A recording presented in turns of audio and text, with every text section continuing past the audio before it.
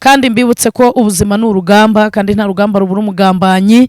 Uyu munsi ushobora kuba ufite amasezerano, Imana yakubwiye ko izakugaburira, Imana yakubwiye ko izakubakira urugo rugakomera, ariko aho kurya ubona inzara irushaho kwiyongeraho kugira ngo urugo rukomere, ubona rurushaho guhura n'impamvu zituma rusenyuka, ubonaho ko Imana yakubwiye ko izagukiza uburwayi, ariko ubonaho kugira ngo uburwayi bwawe bukire ahubwo ukomeza kuremba. Ndagira ngo nkubwire ko nta mukiranutsi upfa, aho ahari ufite isezerano waryuriranye indege mu burwayi umazemo igihe urwaranye amasezerano, uri muri gereza ufunganywe amasezerano, ariko ndagira ngo nkubwire ko isezerano ni ikinyabiziga ntakumirwa.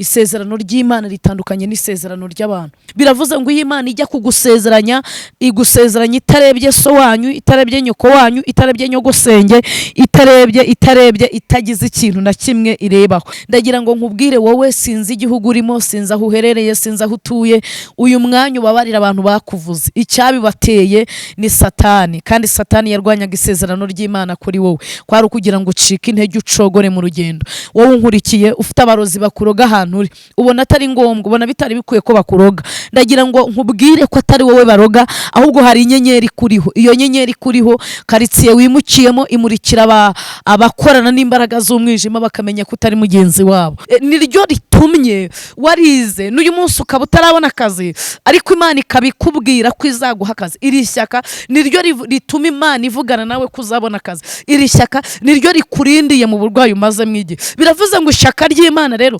ryicariye ritsikamiye ishyari abantu bafite, ritsikamiye ishyari bene so bafite, ritsikamiye ishyari abadayimoni bafite, ritsikamiye ishyari abaturanyi bafite. Nta kintu na kimwe gishobora gutsimbura ishyaka Imana igufiteho.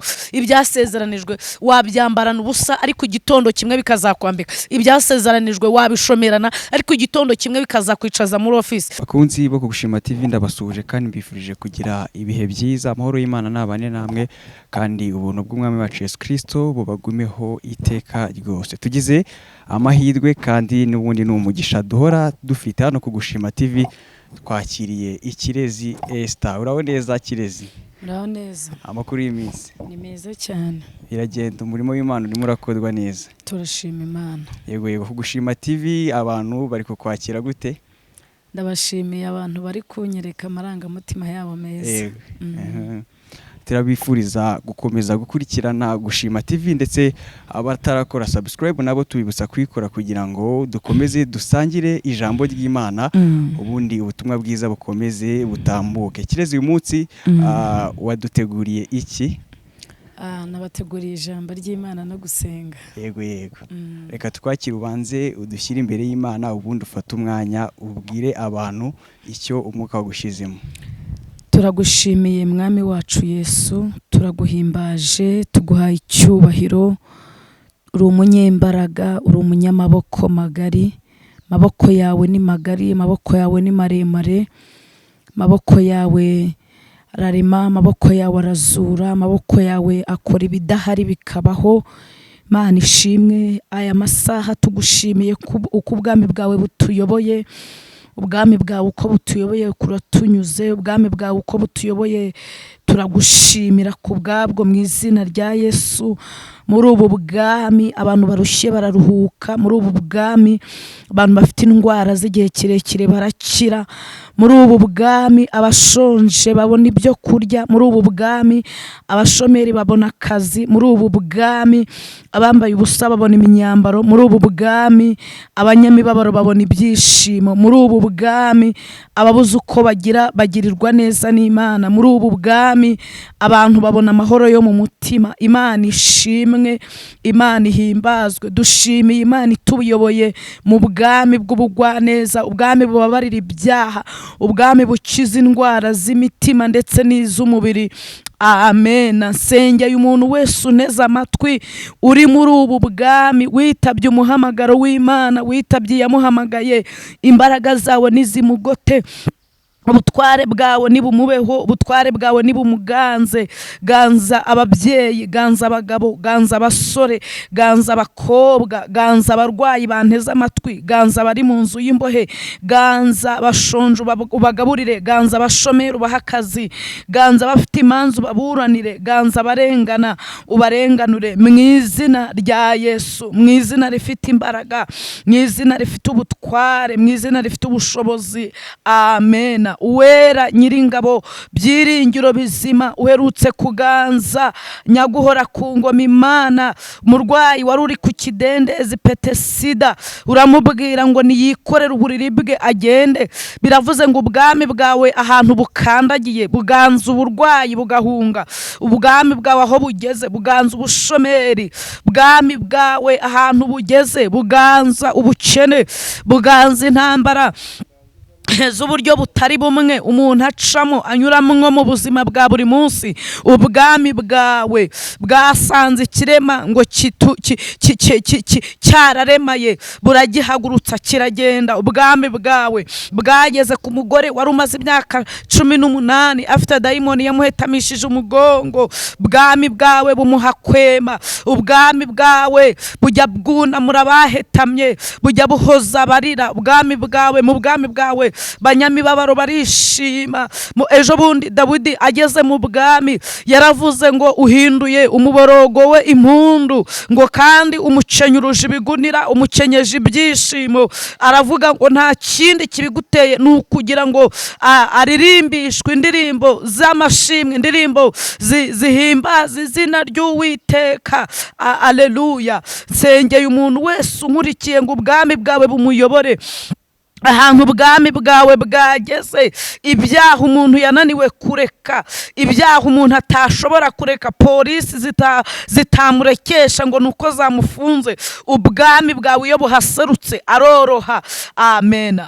Akayoborwa n'ubwami bw'amahoro, ubwami bwuzuye ubugwaneza. Urakoze, ndasenze kugira ngo ubwami bwawe butugote, ubwami bwawe budutwikire, ubwami bwawe butuyobore, ubwami bwawe butubere umucyo. Ubu bwami bwageze kuri Yohana, bamukaranze mu ngunguru y'amavuta ari umusaza, hanyuma ku munsi wa gatatu bapfunduye ingunguru basanga yabaye umusore. Ubwami bwawe nibwo bwagendanye nawe ku kirwa Patimo, yandikira amatorero 7 yo muri Efeso kuko yari ari kumwe n'ubwami. Ubu bwami iyo buhagararanye n'umuntu, intare ziramubona zikamufata nk'umushyitsi. Ubu bwami iyo buhagararanye n'umubyeyi, arabyara, abyara ageze mu zabukuru abantu babona bitagishobotse. Ubu bwami iyo buhagararanye n'umushomeri abona akazi. Ubu bwami iyo buhuye n'umuntu dafite icyerekezo cy'ubuzima ahindurirwa amateka, yari insuzugurwa akabona ijambo. Biravuze ngo ubu bwami bw'Imana bukura umuntu ku cyavu bukamwicazanya n'ibikomangoma, buhindura imyambarire y'umuntu ubutuyemo, buhindura imigendere y'umuntu bubamo. Ubu bwami n'ubw'amahoro, nibwo buhamagarira imfubyi bukazirengera, nibwo buhamagarira abapfakazi bukabahagararira. Ubu bwami nibwo burengera abadafite shinge na rugero. Muri ubu bwami nta manza zirya ruswa zibayo, ahubwo habaye imanza zitabera. Ndasenze ngo buri muntu wese ubu bwami bumuserukeho kandi bumurenganure, wubake ibyo ugomba kubaka ku buzima bwe. Ubu bwami bwageze kuri Zerubabeli, buvugana n'umusozi wari imbere ye, burabubaza ngo w'igiti ki wa musozi uri imbere y'umugaragu wanjye Zerubabeli, buganira n'uyu musozi. Ubu bwami bwateye Hamani gutambagiza umurwa Morodekayi. Ubu bwami uko butuyoboye kuratunyuze. Muri ubu bwami dushimiye Imana ituyobeye mu bwami bw'amahoro, mu bwami bw'ituze, mu bwami burengera buri wese butamurobanuye ku butoni, mu bwami butareba akavukire, mu bwami butareba uburanga, mu bwami butareba amashuri twize cyangwa aho dutuye.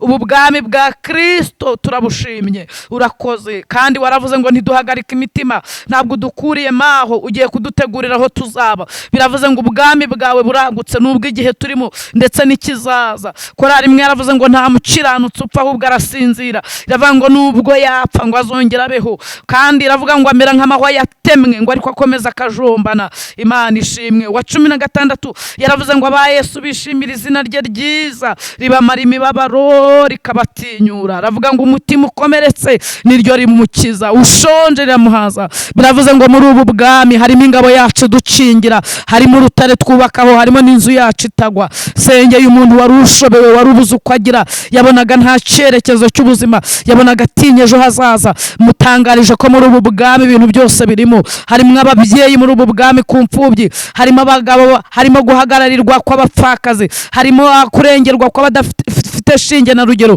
harimo byose muri ubu bwami. Urakoze, ndagushimiye kuri Imana yumva gusenga. Bana natwe tugirire neza Mwami, tugiye kuganira ku ijambo ryawe. Mwuka wera rishyigikire, Mwuka wera riherekeze, Mwuka wera risapotinge, imbaraga z'Imana ziribeho. Saba uyu mugisha umuntu uriteze amatwi mu izina rya Yesu, utangiranye natwe agasozanya natwe. N'umuha umugisha, umuhira, umwambika imbaraga. Niba arwaye ave ku gisasiro, niba yari ari mu bukene bumumare, kubera ko Yoweri yaravuze ngo ise n'ibiyuzuye ni ibyawe. Ejo bundi aravuga ngo ifeza n'izahabu ni ibyawe. Ezekiyeli abyungamo aravuga ngo uzabyubika, numara kubyubika ntabwo bizongera kubura umutwe ukundi. Biravuze ngo umuntu nteze amatwi afite ibintu bimuteje impagarara, nubyubika kuko ubwami bw'Imana buhaserutse. Urakoze, ndagushimiye kuri Imana yumva gusenga, uri mu ruhande rwacu, nta mubisha mu izina rya Yesu, amen, amen. Ndagira ngo dusome ijambo ry'Imana. Turasoma mu Itangiriro turasoma ibice 37 ku murongo waho wa 5. Kandi nkomeje gushimira abantu mwese mukomeje kunyereka ko turi kumwe kuri chaîne ya Gushima TV. Imana ibaha umugisha. Nshimiye ababyeyi, nshimiye abapapa, nshimiye abasore, nshimiye abakobwa aho muherereye hose mu mpande enye z'isi. Ndabashimiye abantu mu telefona, abantu mu mpa message, abantu mu mpa like, abantu mu mpa comment, abantu mukora share, mugasangiza ibiganiro bya Gushima TV inshuti zanyu. Mbasabiye umugisha. Imana nyiramahoro, Imana nyiri igihugu cyo mu ijuru ibampera umugisha, kandi bakomereza amaboko, ibarwanirire, ibambika imbaraga, ibahuze n'ibyo mwifuza. Reka dusome. Tugiye kuganira kuri iri jambo rivuga ku isezerano. Tugiye kuganira ku isezerano. Ahari ufite isezerano, waryuriranye indege mu burwayi umazemo igihe, urwaranye amasezerano, uri muri gereza ufunganywe amasezerano. Ariko ndagira ngo nkubwire ko isezerano ni ikinyabiziga ntakumirwa. Isezerano ry'Imana ritandukanye n'isezerano ry'abantu. Haravuze ku bice 37 Itangiriro umurongo wa 5, haravuze ngo Yozefu arota inzozi, azirotorera bene se, barushaho kumwanga. Arababwira ati, ndabinginga nimwumva inzozi narose, ngo twahambiraga imiba mu murima, umuba wanjye urahagarara urema, iyanyu miba ikikiza uwanjye iwikubita imbere. Bene se baramubaza bati, ni ukuri wowe uzaba umwami wacu? Bene se baramusubiza bati, ni ukuri wowe uzaba umwami wacu, ni ukuri wowe uzadutwara. Izo nzozi ze n'ayo magambo ye bituma barushaho kumwanga. Yongera kurota izindi nzozi, azirotorera bene se ati, nongeye kurota izindi nzozi, ngo izuba n'ukwezi n'inyenyeri 11 binyikubise imbere. Azirotorera se na bene se. Se aramucyaha, aramubaza ati, izo nzozi ni inzozi ki? Ni ukuri jye na nyoko na bene so tuzakwikubita hasi imbere yawe. Bene se bamugirira ishyari, ariko se ajya yibuka ayo magambo. Amen. Iri ni ryo jambo tugiye kuganira, rifite intego ivuga ngo guma ku isezerano. Guma ku isezerano. Ndumva nshaka kukubwira wowe unteze amatwi ngo ugume ku isezerano. Isezerano ry'Imana ntago rihera, isezerano ry'Imana ntago ritinda. Nubwo abantu babona ko amasezerano y'Imana atinze, ariko ntabwo isezerano ry'Imana ritinda. Ntabwo isezerano ry'Imana ritinda. Ndabatangaririza ko isezerano ry'Imana ritajya ritinda. ntabwo rijya ritinda. Hanyuma uyu munsi ushobora kuba ubona abantu barimo kugutererana kandi uri umunyamasezerano. Hari abantu dufite amasezerano y'Imana ashobora guhagurutsa indege nta benzine. Hari abantu bafite amasezerano y'Imana uyu munsi ashobora guhagurutsa vewiti nta essence nta mazutu, ashobora guhagurutsa rukururana za modoka zisohoka mu gihugu zinjira mu kindi. Abantu bafite amasezerano, ndagira ngo mugome ku masezerano. Muririmbyi wa 15 yaravuze ngo amasezerano yose uko Imana yatanga yakomejwe n'amaraso y'umwami wacu Yesu. Hanyuma kandi mbibutse ko twabonye neza y'umwami mu bitangaza yakoze, ntabwo twashobora kwiyumanganya ahubwo tugarutse gushima. Nkunda kubabwira ngo nushaka kurya iby'Imana, nushaka kubirya, nushaka kubibona, nushaka kubiramiramo, jya ubanza ushime. Dushimiye Imana rero, twabonye neza yayo, hanyuma tugarutse kuyishima. Kandi Yesu ntabwo ahera ku byagutse mwa bantu mwe. Yesu ntabwo ahera ku byagutse, ahubwo Yesu ahera ku byasanze. Yesu naza azahera ku masezerano ufite, azahera ku byo yagusezeranije. Ntabwo azahita gusezeranya, ahubwo azabanza asohoza ibyo yagusezeranije. Nimubyibuka, ejo bundi yabajije Mose ku nyanja itukura, iramubaza ngo mbese ufite iki? Mose arayibwira ngo mfite inkoni. Mose arangije ako kanya ngo Imana iramubwira ngo rambura inkoni yawe hejuru y'amazi. Kandi mbibutse ko ubuzima ni urugamba, kandi nta rugamba rubura umugambanyi. Uyu munsi ushobora kuba ufite amasezerano, Imana yakubwiye ko izakugaburira, Imana yakubwiye ko izakubakira urugo rugakomera, ariko aho kurya ubona inzara irushaho kwiyongeraho kugira ngo urugo rukomere, ubona rurushaho guhura n'impamvu zituma rusenyuka, ubonaho ko Imana yakubwiye ko izagukiza uburwayi, ariko ubonaho kugira ngo uburwayi bwawe bukire ahubwo ukomeza kuremba. Ndagira ngo nkubwire ko nta mukiranutsi upfa, ahubwo arasinzira, nubwo yapfa arongera akabaho. Bibiliya rero itubwiye kuri Yozefu. Yozefu ni umusore uvuka mu rubyaro rwa Yakobo, mu bana 12 ba Yakobo. Akaba Yozefu abyarwa n'umudamu wa kabiri. Yakobo ubwo yajyaga kurambagiza kwa Labani, yaterese Rasheli. Hanyuma imyaka 7 ishize ntibamuha Rasheli, ahubwo bamuha Leya. Hanyuma Labani aramubwira ngo mu bwoko bw'iwacu ntabwo tujya dushyingira umukobwa muto umukuru ahari, ngo bisaba ko Yakobo yongera gupagasa. Niwe muntu watinze mu rutereto. Mbwira abahungu, abasore bankurikiye ko bakwiye kuzashaka Yakobo akabaha ubuhamya kugira ngo baha agaciro ikintu cyitwa kurambagiza, ikintu cyitwa gutereta. Hanyuma rero Yakobo ashaka amaze gupagasa indi myaka 7 yiyongera kuri ya yindi 7. Abona uwo yakunze kuruta mukuru we, amubyaraho rero Benyamini, amubyaraho na Yozefu. Kandi mbibutse ko iyo ukunda umuntu uranezerwa, iyo ubabarira uratuza, niyo usenga biguhesha ubuzima, biguhesha kubaho mu buzima budafite impagarara. Yozefu rero azaje gusohoza iby'Imana yasezeranije ya Aburahamu ku gicaniro. Imana yabwiye Aburahamu, mufashe kubyibuka, iramubwira ngo kuko utabereye maso igitambo wantambiye, uzaniye urubyaro rwawe umuvumo, ruzaba abashyitsi n'abimukira mu gihugu cy'ubunyage, ruzamara imyaka 400 mu nzu y'uburetwa. Iramubwira ngo uzaba warasinziriye mu gituro, ariko nzagarura urubyaro rwawe muri iki gihugu.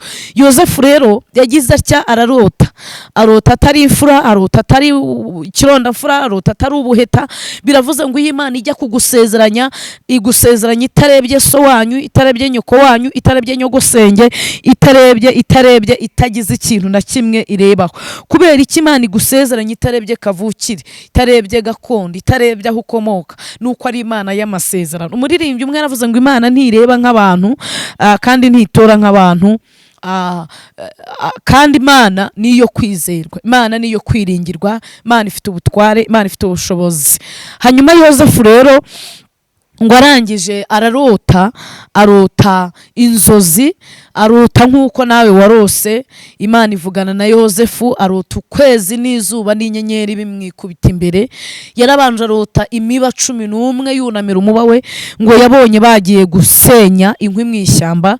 Hanyuma ngo barasenya, baratashya, bamaze gusenya inkwi bahagarika imiba yabo, ngo ariko abona imiba 11 ya bene se, abo bita ba Isakari, ba Zeburuni, ba Zefaniya, ba Nafutali, ba Yuda, ngo abona imiba yabo yunamiye umuba we uko ari 11, imiba yabo 11 yunamiye umuba wa Yozefu. Hanyuma ngo amaze kubona yunamiye umuba we, hanyuma ngo arangije ngo arababwira ati giye wiri joro nasinziriye ndota ukwezi, ndota imiba 11 yunamira umuba wanjye, imiba yanyu 11 yunamira umuba wanjye, narose ukwezi n'izuba n'inyenyeri binyikubita imbere. Hanyuma bose kandi ubusobanuro bw'izo nzozi buba bumwe, ubwa bene se buba bumwe, buhura n'ubwa Yakobo se ubabyara. Baramubwira bati buriya tumenye neza ko uzatubera umutware, tumenye neza ko uzatuyobora.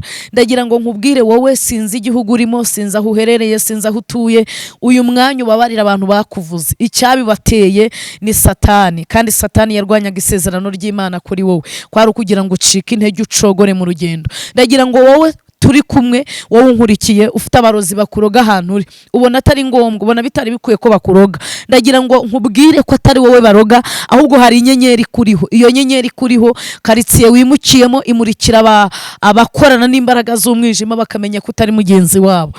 Hanyuma Yohana aherutse kwandika mu nzandiko, aravuga ngo bakundwa turi abana b'Imana, aravuga ngo cyakora ukuntu tuzasa ntabwo kurerekanwa, aravuga ngo cyakora Yesu niyerekanwa tuzasa nawe.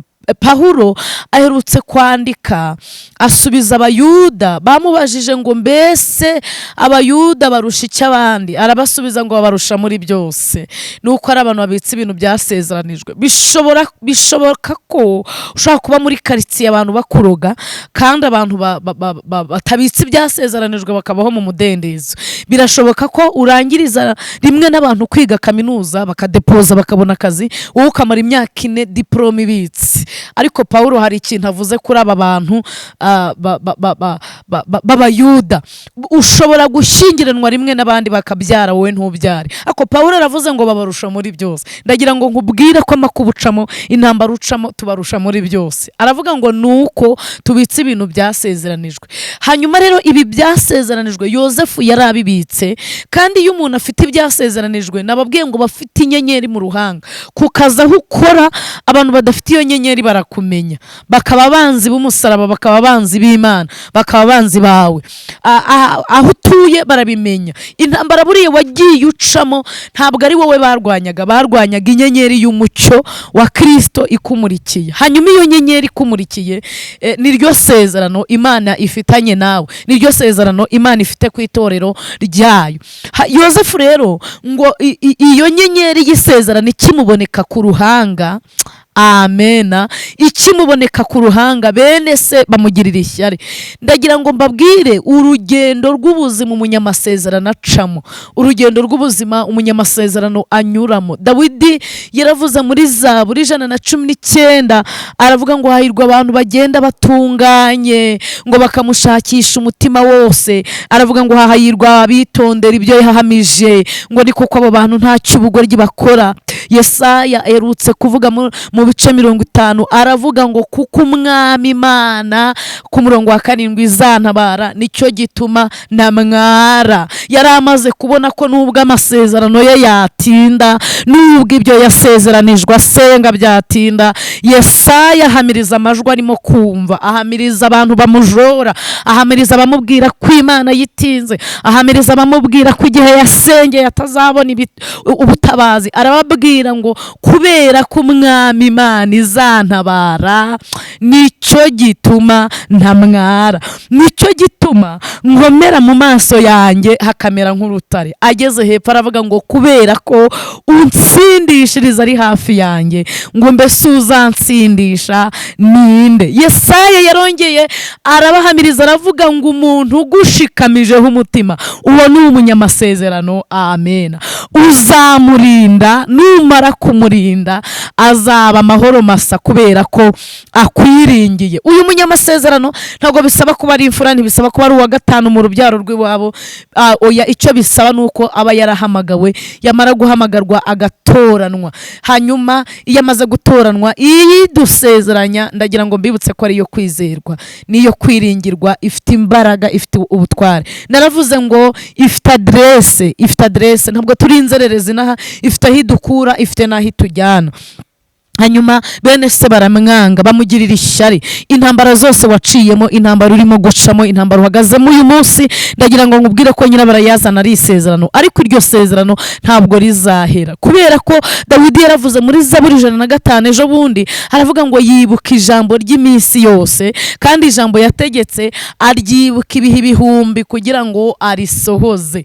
Ijambo rye aryibuka ibihe ibihumbi kugira ngo arisohoze. Imana iherutse kugirana ikiganiro na Yeremiya, iramubwira ngo nakumenye kera utaraba urusoro mu nda ya nyoko, nakwejeje utaravuka, naragutoranije. Dushimiye Imana yadutoranije mwa bantu mwe. Aravuga ngo ngushyiriraho kuba umuhanuzi uhanurira amahanga. Ndagira ngo nkubwire ko amasezerano Imana yagusezeranije yabigambiriye kera utaraba urusoro, yabigambiriye kera utaravuka, yabigambiriye kera abarozi bakuroga batarapanga kukuroga, yabigambiriye kera imiryango yakwanze itarakumenya. Imana yabigambiriye kera bazima babi bataraguhagurukira, ikwereza kugira ngo izagusezeranye, uzayikorere, uzavuge ko ari Imana y'amasezerano. Hanyuma ngo bagirana ikiganiro na Yeremiya, iramubwira ngo Yeremiya, uruzi iki mu bintu ubona mu gihe tumaranye? Yeremiya, ni icyo ubona? Ndagira ngo mbabwire, natangiye mbabwira yuko hari imirimo Imana yakoze, ntabwo twashobora kwiyumanganya uyu mwanya, ahubwo turavuze ngo mwami tugarutse kugushima. Yeremiya aravuga ngo nduzi inkoni y'umurinzi. Hanyuma iramubwira ngo uko niko ndinda ijambo ryanjye nkarisohoza. Nari ngarutse ku ijambo nababwiye mu minsi ishize rivuga ngo Imana irindishije ijambo ryayo kinubi, iririndishije ubuhiri. Biravuze ngo uburozi bw'abarozi ntibwarirogoya, abadayimoni ntibarirogoya, kandi ijambo Imana yavuze iribitse ahantu ibizima n'abakuru n'abaserafi batabasha kugira. Abantu bakwanga ntabwo bazi ijambo Imana yakuvuzeho, isezerano yagusezeranije, ntabwo baza aho Imana iribitse. Imana irarizigamye, Imana iribitse mu kuboko kwayo gukomeye, Imana iribitse mu kiganza cyayo. Ejo bundi Yesaya yaravuze ngo biremwe nonaha, ngo ntabwo ari ibya kera, nta nubwo wigeze kubyumva. Uri mu butayu ntiwabyumvishe, uri mu mazi ntiwabyumvishe, uri mu yitatu ntiwabyumvishe. Hari ibintu Imana iremye ku buzima bwawe ntiwigeze ubyumva kugira ngo utavuga ngo wari ubizi. Yozefu bamugirira ishyari. Ndagira ngo mbabwire yuko ishyari niryo shuri umuntu yiga yarisohokamo akaroga, kandi ishyari abantu bagufiteho, ndagira ngo uriteshe agaciro, uhe agaciro ishyaka Imana igufiteho, kuko iyagusezeranije niyo kwizerwa. Ishyaka Imana ifite kuri Yozefu niryo ryatumye, niryo ryirengagije urwango bene se bamwanze ko azabatwara, ko azababera umuyobozi. Iri shyaka Imana ifite kuri Yozefu, wowe turi kumwe, wowe turi kuvugana, ni wowe Yozefu ndi kubwira. Ishyaka Imana igufiteho niryo ritumye amahembe ataguhitana, niryo ritumye imyaka umaze bakuroga batakwica udapfa, niryo ritumye warize n'uyu munsi ukaba utarabona akazi, ariko Imana ikabikubwira ko izaguha akazi. Iri shyaka niryo rituma Imana ivugana nawe kuzabona akazi. Iri shyaka niryo rikurindiye mu burwayi umaze mw'igihe. Biravuze ngo ishyaka ry'Imana rero ryicariye ritsikamiye ishyari abantu bafite, ritsikamiye ishyari bene so bafite, ritsikamiye ishyari abadayimoni bafite, ritsikamiye ishyari abaturanyi bafite. Nta kintu na kimwe gishobora gutsimbura ishyaka Imana igufiteho. Bene se ngo babona ntabwo ibyo bihagije byo kumwanga, bamugurisha Abishimayeli. Yakobo ngo yaramutumye aramubwira ngo jya kundebera bene so. Bamubonye baravuga ngo nguriya Karosi araje, nguriya umwe wavuganye n'Imana, nguriya umwe Imana ihora ivugaho. Baravuga ngo reka tumuteme urwobo, tumwice, tumugirire nabi. Ariko ngo mwene se Rubeni arababwira ngo nimumuteme urwobo, nimumwice, nimumuteme urwobo. Ngo yibwiraga ko nibaza kurangara ari bumurokore. Ariko ngo bakimushyira mu rwobo, mbabwire ko Yosefu yagiye mu rwobo afite amasezerano. Muririmbyi 15 yaravuze ngo jya ukora nka Aburahamu wubura amaso yawe, bari inyenyeri wizere amasezerano ye. Umuririmbyi wa 21 yaravuze ngo turi abasirikare benshi twogejwe mu maraso. Aravuga ngo umwami wacu Yesu ni nawe muyobozi. Aravuga ngo kubw'imbaraga ze dufite tuzabaho no mu rupfu, dukomeze dushyire imbere, dushimire ihoraho. Yarongera aravuga ngo avuga amagambo y'ubwenge akomeye. Aravuga ngo kwa Yesu dufite ubutware, dufite n'ubushobozi. Ndagira ngo nkubwire ko kwa Yesu ubutware bwe buriyo kandi n'ubushobozi bwe buriyo. Nta bandi bubikiwe n'abantu basezeranijwe, n'abantu bafite amasezerano. Hanyuma ngo bamujugunya mu rwobo, babona Abishimayeli baraje. Ngo abo Bishimayeli baje bigira inama yo kumugurisha Abishimayeli. Amasezerano ashobora gutuma bene so bakugurisha, ashobora gutuma bagabana amasambu bakagukuzaho. Amasezerano yawe ashobora gutuma abari bakakugirira umumaro batabukugirira. Ariko ndagira ngo nkubwire ngo urufatiro rw'Imana ruracyahagaze. Rwanditsweho ngo Uwiteka aza abantu be, kandi abazi Imana yabo bazakomera, niko Daniel yavuze. Nibamara gukomera bazakora ibintu by'ubutwari. Bibiliya ivuze iki rero? Iravuze ngo bamugurisha Abishimayeli. Isezerano rya Yosefu ararigendana. Birasobanuye ngo isezerano n'umutungo wimukanwa, isezerano n'umurage, isezerano n'umugabane, isezerano ni gift Imana ihuwo irisezeranije ngo rijyane na Yosefu. Hanyuma bamujyana ku isoko ry'umurimo, bahamugejeje bamushyira ku isoko. Ba rw'iyemezamirimo baza gupiganwa. Uwitwa Potifari umwami wa Egiputa ngo atsindira isoko ryo kugura Yosefu. Ngo amaze kuritsindira ajyana Yosefu mu rugo. Umugisha w'Imana, reka mbabwire ibintu 3 cyangwa 4 biranga umuntu ufite isezerano, biboneka ku muntu ufite isezerano. Icyambere, Imana imurindisha imbaraga zayo zikomeye. Icya kabiri, Imana ivugana nawe ntabwo ihwema, imugendera mu ijambo, mugendera mu ndirimbo, ivugana nawe iciye mu bahanuzi. Icya gatatu kiranga Imana ku muntu yasezeranije, irinda umugambi wayo ku buzima bwe, irinda umugambi wayo ku buzima bwe.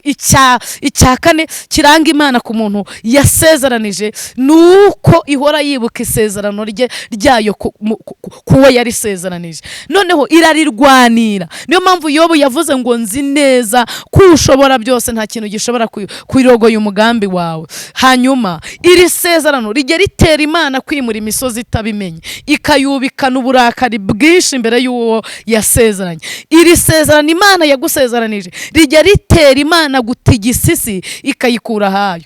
Ejo bundi Nahumu yaravuze ngo dore amaguru yuzanye inkuru nziza akamamaza iby'amahoro. Aravuga ngo Yuda we, komeza ibirori byawe kubera ko umunyabibi atazongera kunyura iwawe yatsembweho. Ndagira ngo mbabwire ko iyi Imana irinze umunyamasezerano, hari umunyabibi utsembwaho mu ruhande rwe. Noneho Yosefu ngo ageze muri Egiputa, urugo rwa Potifari rugira umugisha. Ikintu cyose umunyegiputa akozeho kikagira umugisha. Biravuze ngo umuntu Imana yasezeranye, umugisha w'Imana uramukurikira. Umugisha w'Imana umugendaho, kandi umugisha w'Imana nawe ngo ni umutungo wimukanwa.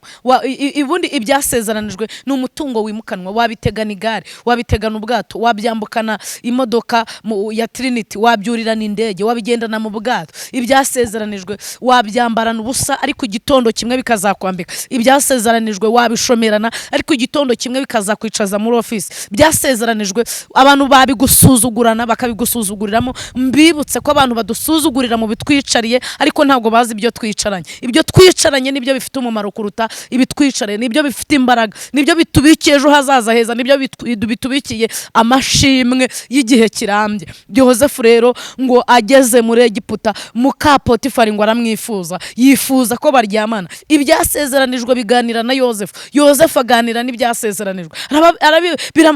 Baraganira, abwira ibyasezeranijwe ngo ntabwo nakora ikosa ryo guhemukira yagusezeranije. Mama, ndagira ngo ntukore ikosa ryo guhemukira iyagusezeranije. Papa, ntukore ikosa wowe unkurikiye, wowe unteze amatwi, ntukore ikosa ryo guhemukira iyagusezeranije, kuko niyo kwizerwa. Ntabwo isezerano ntitinze, isezerano ry'Imana ntiritinda, ntabwo rihera. Muririmbyi 169 yaravuze ngo imisozi itari yaremwa n'isi itarabumbwa, aravuga ngo uhereye kera Imana iri uko yahoze. Biravuze ngo Imana ntigisaza mwa bantu mwe ngo yitwaza akabando, ntivuga amasigara byicaro. Dawidi yaravuze ngo ni Imana itari interenganya. Yozefu yemera kujya muri gereza kubera ibyasezeranijwe, nubwo abantu batabibonaga nk'umwambaro yambaye, ariko wari umutungo yicaranye nawo, wari umugabane afite, wari umugabane. Ejo bundi Yesu yasezeranije abigishwa, arababwira ngo ntimuhagarike imitima yanyu, mwizere Data nanjye munyizere. Kandi asezeranya abigishwa, asezeranyije n'abazamwizera bose.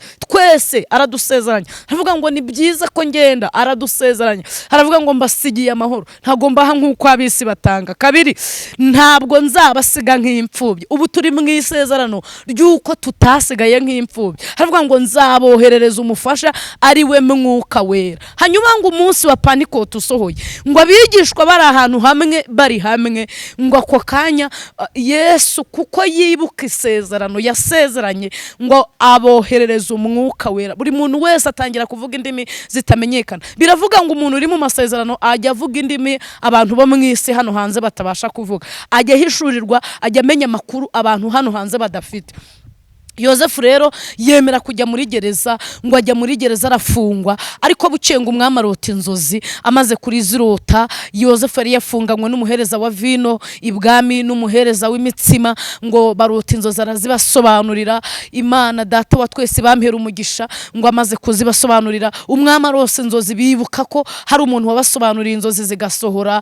Hanyuma ngo babwira umwami bati nyamara dufite umuntu twafunganywe muri gereza, yuzuyemo umwuka w'Imana yera, yuzuyemo imbaraga zisumba byose, ndagira ngo umuhamagare hanyuma aze agusobanurira izi nzozi. Mbibutse ko Yozefu bamusohora muri gereza ntibamusohoye nka rushati, ntibamusohoye nka suruduwiri, bamwogosha umusatsi, bamwambika ikanzu, niko Bibiliya ivuga, niyo costume y'uyu munsi. Bamuhagarika imbere y'umwami ari simati, asa neza, ameze neza nk'umuntu ufite amasezerano. Hanyuma ngo amaze kuhahagarara asobanurira umwami inzozi. Yozefu wari umugurano, Yozefu utari kavukire muri Egiputa, Yozefu utarize, Yozefu udafite lisansi, Yozefu natangiye mbabwira ngo ntabwo Imana yo mu ijuru muri Kristo ihera ku byisanze, ahubwo ntabwo Imana ntabwo yagura ibyo ufite, ahubwo yagura ibyihasanze. Ibyihasanze rero ni amasezerano, ibyihasanze nibyo wasezeranijwe,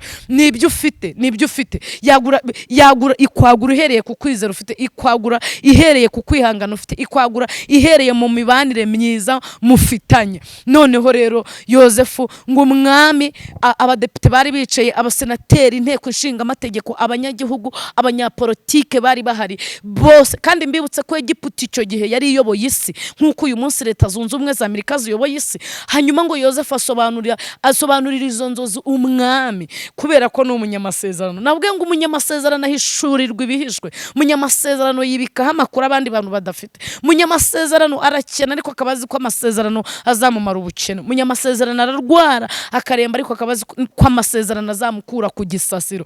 Hanyuma ngo asobanurire inzozi umwami. Iyo nama inteko ishinga amategeko yikomera amashyi, abasenateri bayikomera amashyi, abadepite, abapolisi, militari, abasirikare, abikorera imishinga itegamiye kuri leta, abacuruzi, abantu bose bayikomera amashyi. Hanyuma ngo Potifari aravuga ngo mu gihugu cyanjye nta wundi muntu uzaba uwa kabiri kuri jye usibye Yozefu.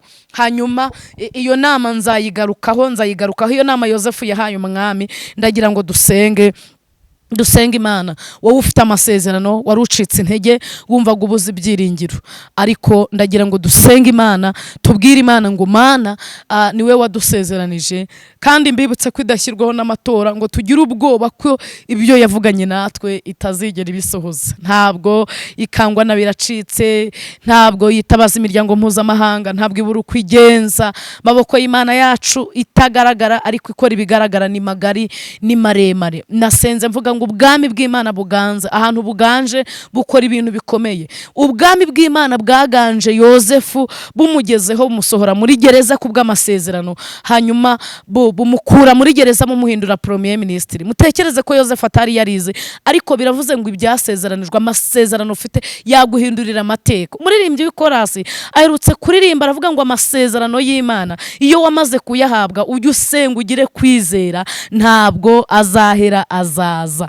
Kandi uw'Imana itahirije imuhambirira abanzi be bareba, bagatangira bakabazanya ngo mbese Imana yuriya ibahehe. Ndagira ngo uyu munsi Imana itarasohoza amasezerano yawe, ntabwo abantu bamenye ko wavuganye nayo, ntabwo abantu bamenye ko yagusezeranije, ariko ni gusohoreza amasezerano bazamenya ko mwatindanye. Himbazwa Mana, himbazwa Uwiteka, himbazwa nyaguhora ku ngoma, himbazwa byiringiro byacu, himbazwa gakiza kacu, himbazwa mutabazi utabara ugatabara ukanakunesha, himbazwa ku babyeyi wahaye amasezerano, himbazwa ku bagabo wahaye amasezerano, himbazwa ku basore wahaye amasezerano, himbazwa ku bakobwa wahaye amasezerano. Wadusezeranije amasezerano atandukanye n'ay'abagabo badushatse badusezeranije, amasezerano yawe atandukanye n'ay'imiryango yadusezeranije, amasezerano yawe atandukanye n'ay'abaturanyi badusezeranije, amasezerano yawe atandukanye n'ay'abantu twiganye badusezeranije, atandukanye n'aya company zaduhaye akazi zadusezeranije. Biravuze ngo amasezerano yawe arihariye, amasezerano yawe n'ay'umwihariko, amasezerano yawe n'ay'ubwenge kuko yasezeranije mu izina rya Yesu, mu izina rifite imbaraga, mu izina rifite ubutware, mu izina rifite ubushobozi. Amen. Ndasenze sengeye umunyamasezerano nteze amatwi, yaracitse intege, yarabuze ibyiringiro, amaze igihe kinini mu bukumi, arabona amasezerano y'ubukwe atinze gusohora, ariko musubizemo intege. Mwibukije kuri Imana isohoza amasezerano, uri Imana igira neza. Ejo bundi wasezeranije Sara kuzamuha Isaka, we na Abrahamu ubaha umwana bashaje bageze mu zabukuru. Biravuze ngo ntiwite ku gihe umuntu amaze afite amasezerano, iyo uje gusohoza amasezerano urayasohoza, kuko uri Imana itabeshya, ntabwo ubeshya, ntabwo uri interenganya, ntabwo uvuga amasigara byicaro, ntabwo ubura ukugenza. Wasezeranije Zakariya na Elizabeth kuzabaha umwana, igihe kigeze ubaha Yohana. Imana ishimwe, Imana ihimbazwe, Imana ihabwe icyubahiro. Wasezeranyije Enoki umuhamagara ngo afite imyaka 67, mugendana imyaka 300, muhemba kumwimura mu isi, umujyana mu ijuru adapfuye kubw'isezerano. Isezerano ryatumye woherereza igare ry'umuriro wita Ishubi, nuko ajyanwa mu ijuru adapfuye. Isezerano Elisa yari afite ryamuhesheje gukora ibitangaza byinshi biruta ibya Eliya wamusigiye umwitero. Eliya yakoze 7, Elisa akora 14, icya 14 agikora yarapfuye, kuko yari afite amasezerano, ari umunyamasezerano.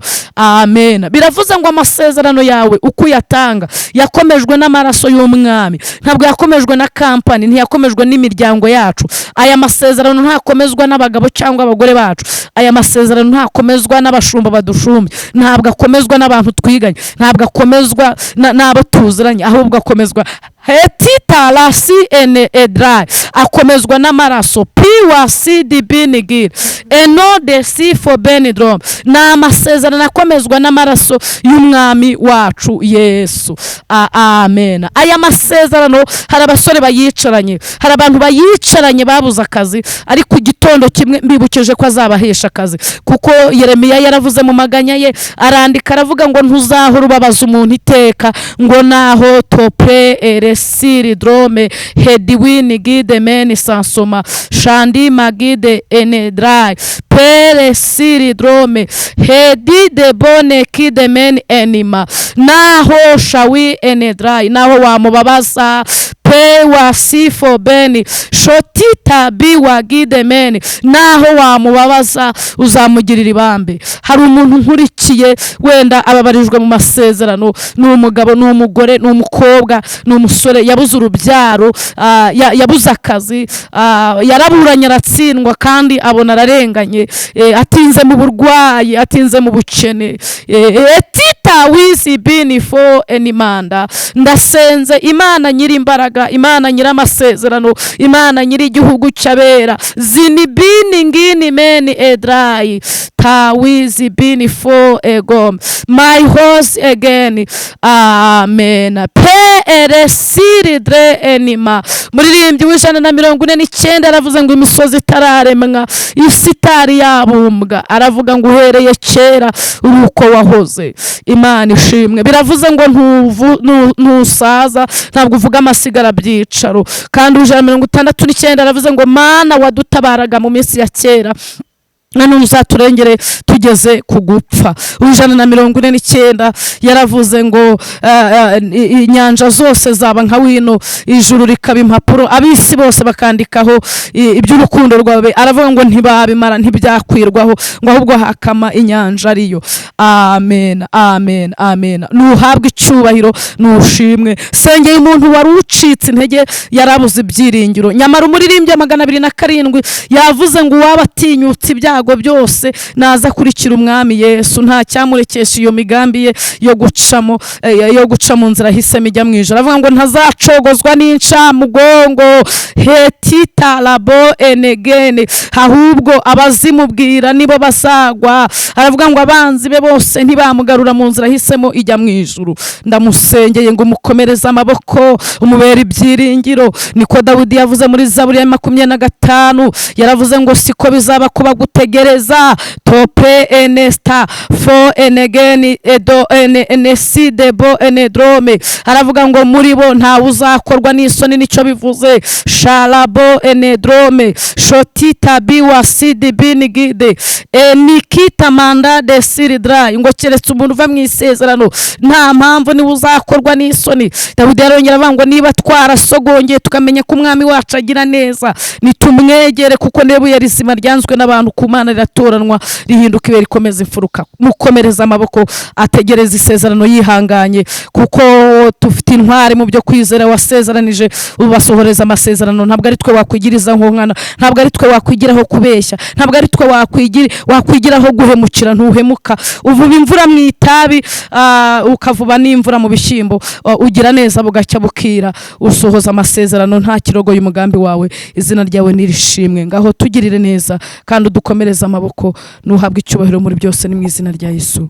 Amen. Amen, amen, amen. Imana ishimwe ko irindi sezerano yasezeranye natwe ikanarisohoza. Imana iguhe umugisha cyane. Murakoze cyane. Ni amagambo meza, kandi ndizera ko abantu bakomeza gukurikirana Gushima TV bagenda bafashwa n'iri jambo Imana bakunyujujemo.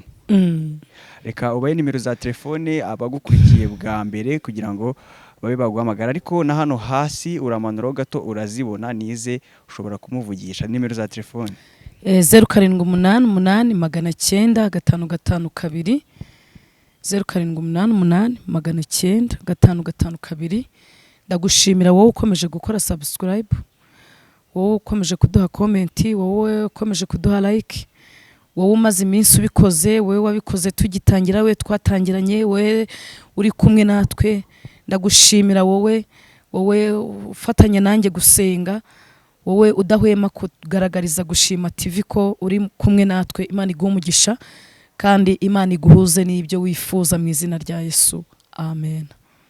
Hanyuma rero numvaga nifuza ko kubwira inshuti zanjye zinkurikirana ku Gushima TV ko twakora urubuga rwa WhatsApp rwo gusenga, kuko abantu benshi mu mpamagara munsaba ko twasenga, nabasengera muri benshi kandi ndabashimira. Iyo dusenga niyo kwizerwa, iyo dusenga niyo kwiringirwa.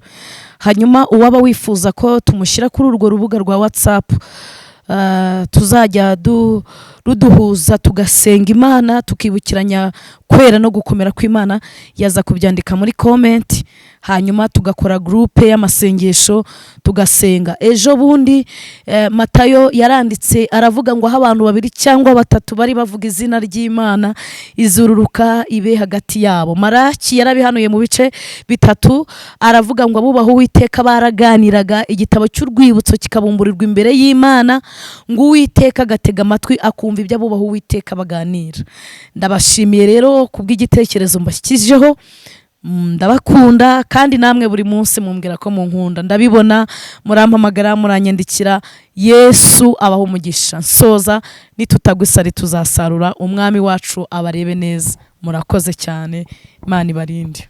turabashimiye cyane mwebwe mwabanye natwe wakurikiranye iyi nyigisho y'uyu munsi, kanizere ko uri bwizere Imana kandi ko isezerano wasezeranye nayo izarisohoza. Ushobora kumwandikira kuri izo nimero maze ukaba wajya muri iyo group ya WhatsApp kugira ngo dufatanye gusangira ubutumwa bwiza. Turagushimiye cyane Ikirezi.